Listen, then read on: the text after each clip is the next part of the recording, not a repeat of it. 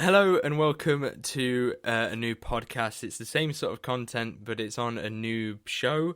So the new show is called The Who Pod.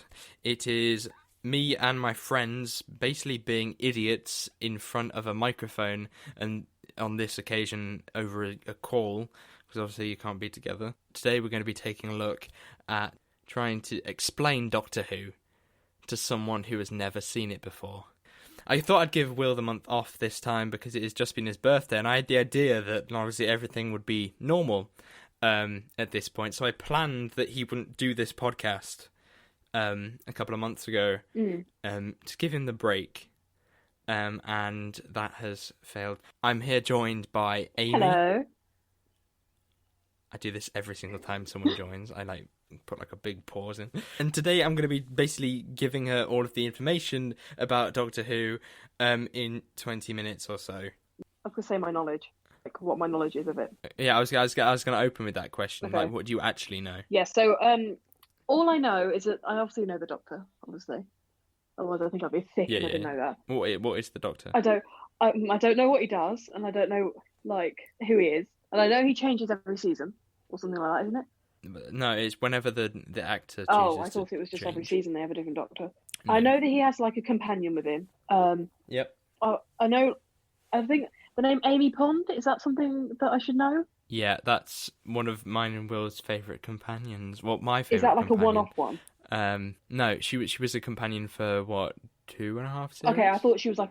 So is there not sounds like right. a consistent companion throughout the whole show, and just different actresses? No, the companion changes basically when the actor wants to leave, they change it. Okay. It's the same with the Doctor. Okay. So it depends on their contract or whatever. Yeah. Well, yeah. It tends to be that at the minute there's a bit of a pattern in Doctors, and they do it for about 3 years and then they leave. Okay. So Matt Smith did 3 years. Peter Capaldi did three series. God knows what Jodie's going to do. How many has she done now? But She's done apparently one. she's sticking around. She's done two. The most recent series was earlier this year, so she was in that one. There's a special coming up this year. I think it's like Christmas, New Year's time, and then there is a new series which will be hers, and that should start filming in September. But we'll see. Yeah. No, I remember. We'll see. Cause I remember at school you were talking, and you and Will were really hyped up when they were announcing the new Doctor, and I was like, I have no idea what's happening. Yeah. Obviously, you haven't been around for the last year, but once Doctor Who was on, if you speak to anyone that's in our group, that there is a lot of me on a Monday afternoon, on a Monday sort of third period. They normally drop a trailer for the American version of the trailer. So I have lessons in the morning, and then third period is when I check on my phone whether the trailer's come out, and then I watch the trailer. And I think one afternoon I turned to Jordan next to me and went, "Jordan, look, Cyberman, Jordan, Cyberman," and he did nothing. Jordan. And there was a few announcements as well, things that if you talk to Jess, she understands this completely. But one Friday afternoon, me and Will are sitting in the common room, and about 3:00, we look at our phones and we're like, "Will, there's oh my god, they've revealed something." That is basically how our thing goes. I think there is just a lot of eye rolling when we talk about Doctor Who, to be honest. Yeah. So basically, Doctor Who changes whenever they see fit, and that means that every single time you get a new era. So showrunners change, doctors change, companions change, and they tend to shake things up a bit, for better or for worse. So I'm trying to think of the name. The Tardis. That's the last name, isn't it? The Tardis, yes. I know that it was a. Is it still? It's like those telephone boxes. A police box? No, it wasn't a telephone box. Yeah, a police box. Police box. It's the same thing. Oh. Oh no! Wait, no, it's not. It does have a telephone in it. Yeah. So what happens then? Is there a scene on the show where he'll walk into it, or does the show just start when he's in it? Varies, to be honest. I think that it's like any other show, to be honest.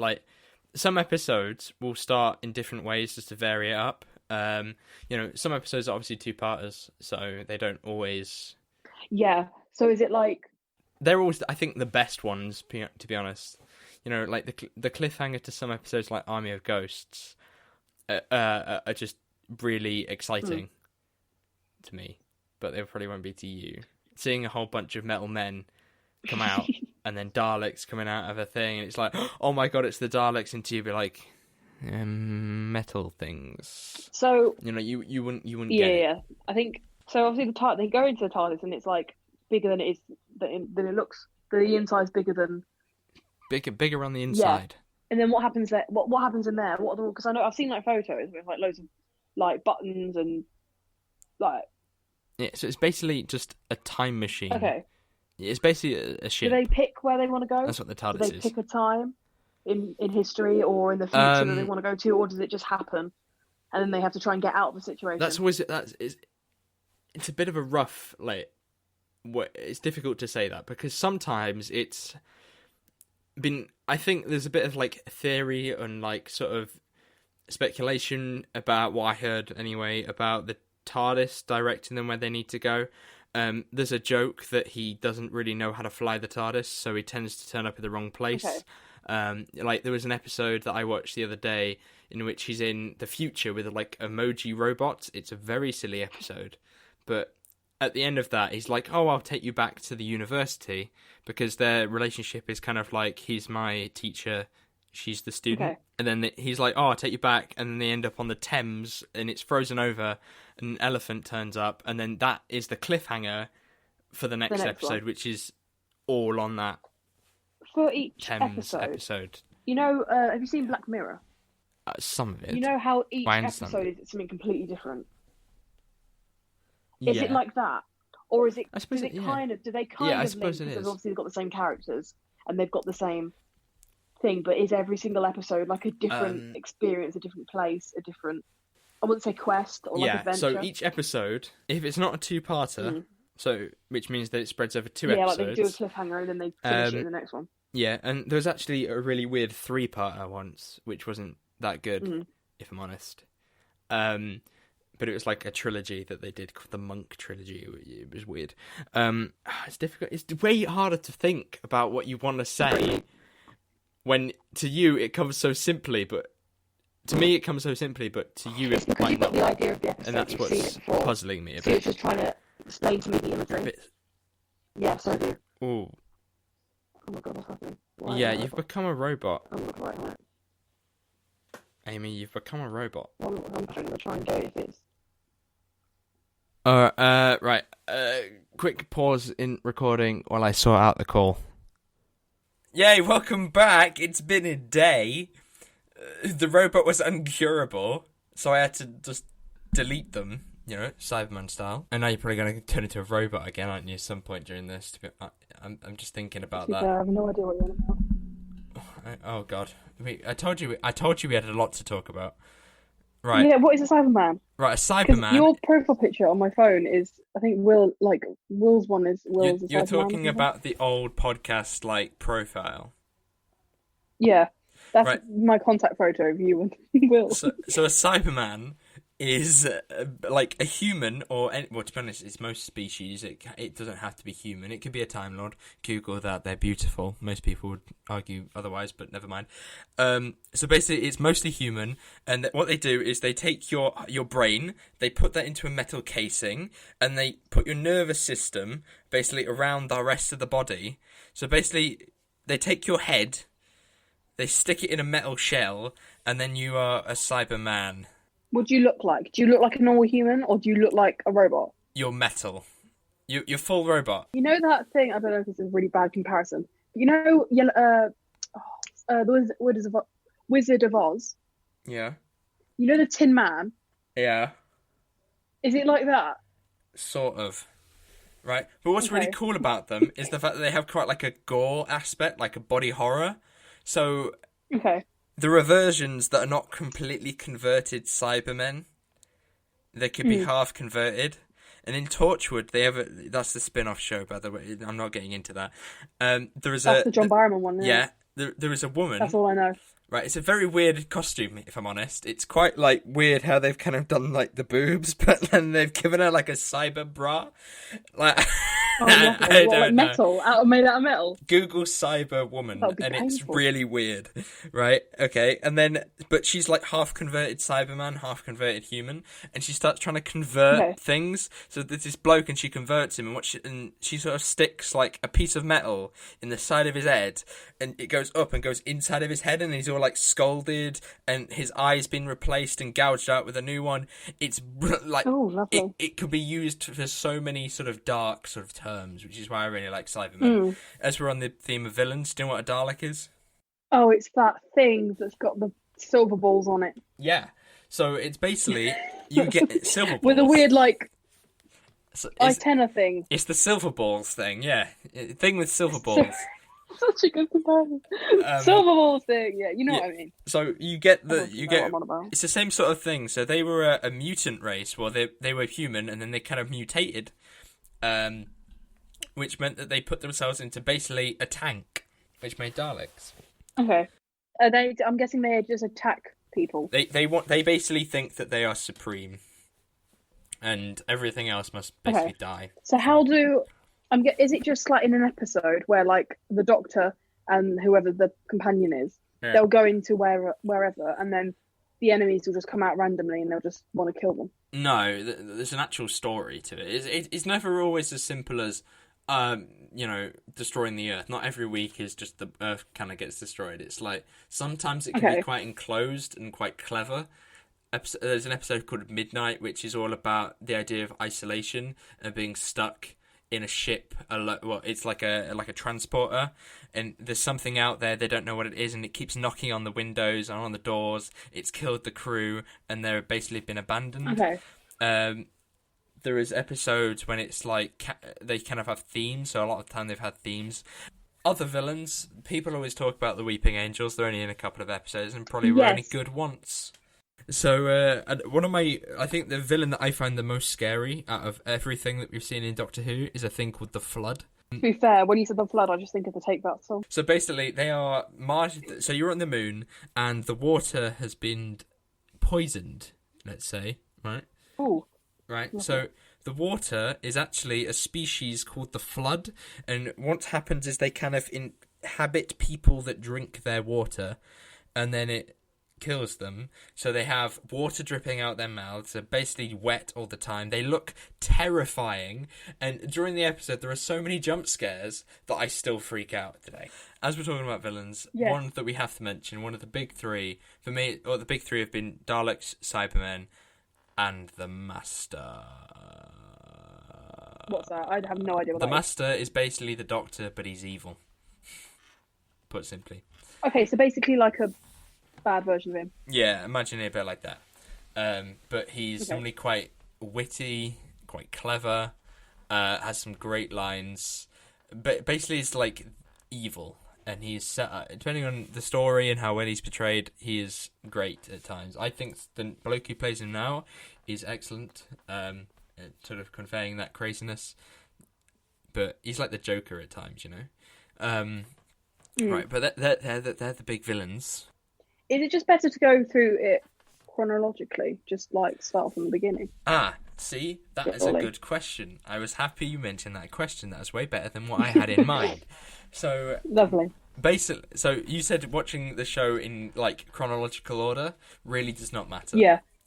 Does it not matter? Because I was gonna. Here's another question. Actually, I was gonna ask you if you know in certain shows you have proper character development and you find out about their past and all that kind of stuff. Yeah, you do. You see them like. Do you see that with the Doctor and all that lot, or is it just that they don't really have? You do. Their only mission is to get through the places they are. You don't really bother about their personal background. Characters have arcs and everything. So the Doctor might have an arc. You have arcs of whether the Doctor believes what he's doing is correct.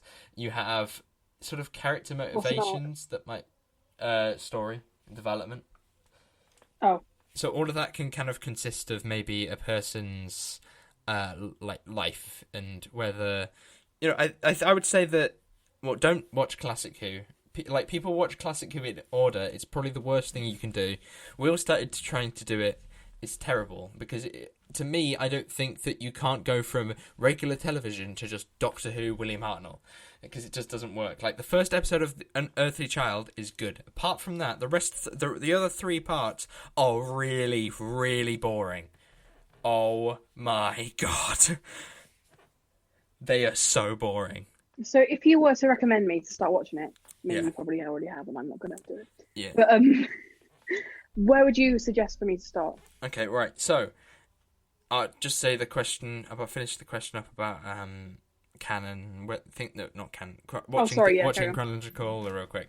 So, yeah, I would say, in terms of eras, it doesn't matter where you start. You can start with Peter Capaldi if you want.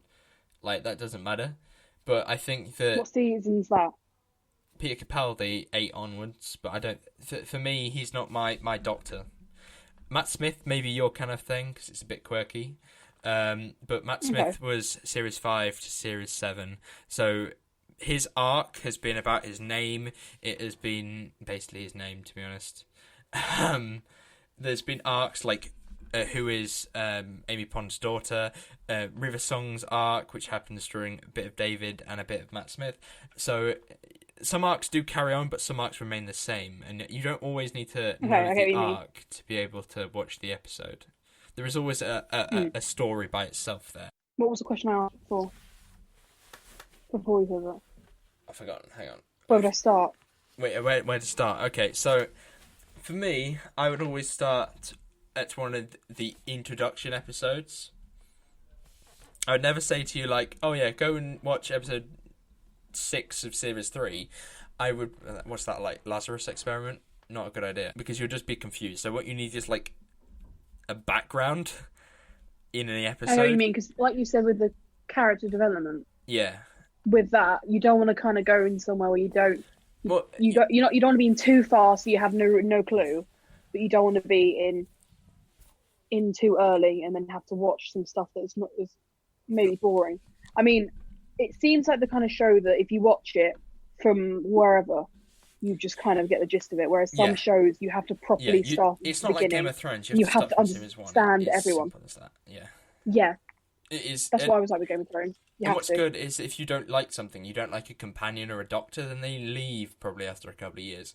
So a lot of people don't like Jodie Whittaker. You're not stuck with them. In the end, she'll probably leave, and then it'd be a good day for them and a sad day for everyone that liked them. You know, it's the same, I think, with all the other doctors. You know, some people really liked Peter Capaldi, some people didn't. So, like, it kind of evens itself out in the end. But where to start? I'd say that for an introduction episode, you have to start with probably an episode 1. So you either go with, or an introduction of a companion, because if you add a companion, it means that the companion has to have everything explained to them. Rose, for example, that's the first one of the new stuff, but that only has Christopher Eccleston for one series. So for me, David Tennant's return would be a good place to start, but that doesn't give you the background information because Rose is already a companion, so you don't need to... There's no thing there. So series 3 is Martha, so I suppose series 3 would be a good place. Series 4, not so much. There's a lot of stuff that you probably wouldn't understand because Series 4 does become quite a sort of era defining, like, this is your end game of everything. You know, like, one of the best episodes is Stolen Earth Journey's End. It's like Avengers Assemble against Daleks and all of the cast come back from previous years. I wouldn't start with Series 4. Series 5, probably be a good place to start. Matt Smith's first series. A lot of people jumped in from there. I believe it became really popular in America after Series 5. Series 6 and 7, I wouldn't start there, neither. Series 8 probably wouldn't either, if I'm honest. New Doctor, but it does take a while to get used to, I think, which could put people off. So, and then I would go with Series 10. Series 10 would be a nice little introduction for someone to join in, right? Because first, I've been watching it recently, right? And I feel like Bill has actually grown on me. To begin with, I didn't like her, but now I do. So I'm guessing Bill's a companion. Yeah, she's the companion. So she comes in and she just asks loads of questions and she takes things quite literally. I think that it's almost like she's the person that's never seen Doctor Who before. and she's asking the questions. Oh yeah, to she's the kind of doctor. lost, and she's like, "What? Where am I going?" Yeah, That's an interesting way of doing it. Which, you know, she walks in and just goes, "Oh wow, this is the Tardis," and then she's shown all of this, and she's like, "It looks like a kitchen. It's a time machine." And the doctor's like rubbing his head and not understanding. And there's loads of sort of questions that she asks, especially in the first episode, which kind of are a nice way to introduce people. Like, there's a bit of silliness to it, and she's learning the Doctor at the same time that you're learning the Doctor, so that it makes sense. But obviously, if you've seen the show before and you've seen that Doctor before with a different companion, you don't need that so much. I would. For like series 10, I think is a proper good season. There's a lot of good episodes in there, but there's also some terrible ones. Like, one of my favourite seasons is season 2, right? Because I cried quite a lot at its ending. So did Will, ask him. Oh, Dan Johnson cry. And it is really sad. It's honestly like, do you like Vampire Diaries? I know you. Do you watch Vampire? That's not. Never seen Jess, it. Never seen it. That's Jess. That's not me. Yeah. So do you know, I never watched that those kind of shows, the things that you get invested in. If you're invested in Doctor Who, then when it comes to their relationship between the companion and the Doctor, you can actually get invested enough that you come to the brink of crying, or you do cry. Yeah, I get what you mean. Like, I'm like that with shows. If you get really attached to characters because you see them all the time. And obviously, you see it as a person. You don't see it as a TV show. Yeah. When we went to go see In-Game... Oh, I cried so much. You were shaking, and I saw it during the weekend, so I saw it again. And you were shaking, you were crying the entire thing. It was crazy. Oh my god, that was to you, so emotional. I think, you know? And that's kind of how we feel. You were just there like, yeah, cool, and I'm here like, how we're invested too much in this thing. Oh, I invested so much time in blooming Marvel. Because you're invested in Kingsman, whatever you're invested in, that's how you kind of get attached, and I think you have to get that investment before you... So to me, I'd be like, oh, I really love Stolen Earth Journey's End, but I wouldn't say you start there. I'm invested in it enough that's what to care. I mean. And that's if you're invested in it, I think you should. Yeah, I mean, even if you want to get invested in a show, I do feel like you'd have to watch it from the beginning. But then obviously, you'd have to watch it from the beginning of the arc or the series at least. Which is so. Here's a question. I have 2 questions for you. One, no, actually 3. So, what's your favourite season? My favourite. Oh, it's really hard to say. Can I? Does it depend 6? on the storyline, or does it depend on the person, the actor, and the actress? For me, I think it's mostly storyline. Like, okay. To be honest, I don't care who's playing the Doctor, if I'm honest. Oh. Like, as long as I think they're doing a good job, then I'm quite happy with them. You know, like, do you know when they cast a new Doctor and there's all this speculation? Like, I don't feel that. To me, it's just like, will they actually be good in the role? Not just like, would they suit the image? Yeah. 2 other questions that I wanted to ask you. Yeah. Who's your favourite Doctor?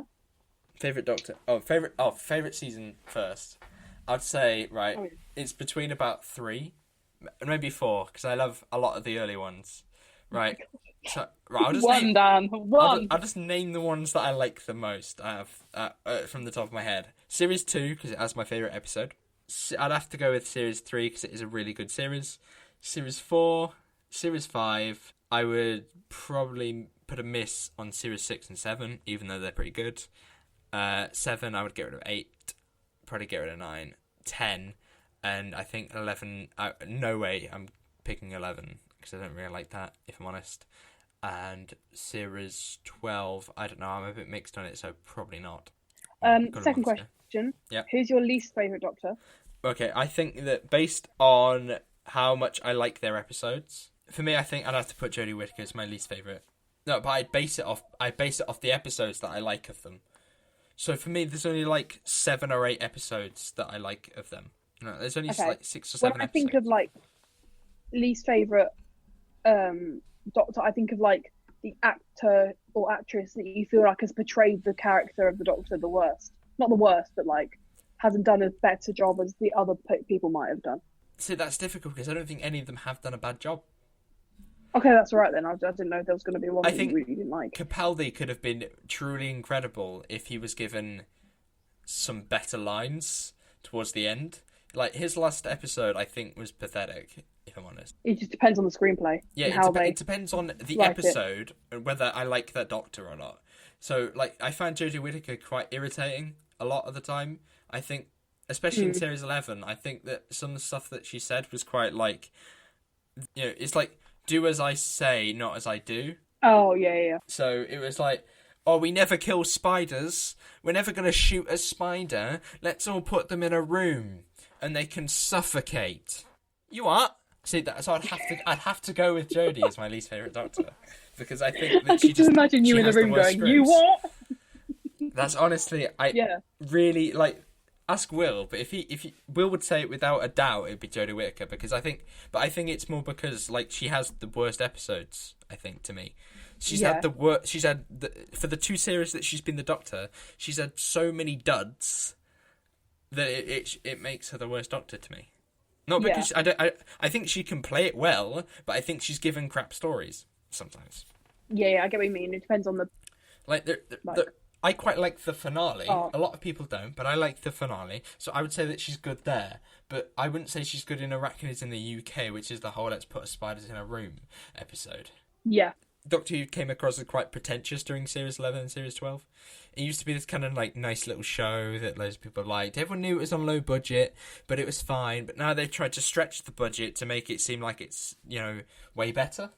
We changed. Oh, look, guys, we've changed our aspect ratio. It means absolutely nothing, but we've changed it. It becomes a bit more pretentious, I think. But also because of that, the direction got better and things like that. So, What's your final question? Who's your favourite? Who's my favourite Doctor? Well, everyone has their Doctor, right?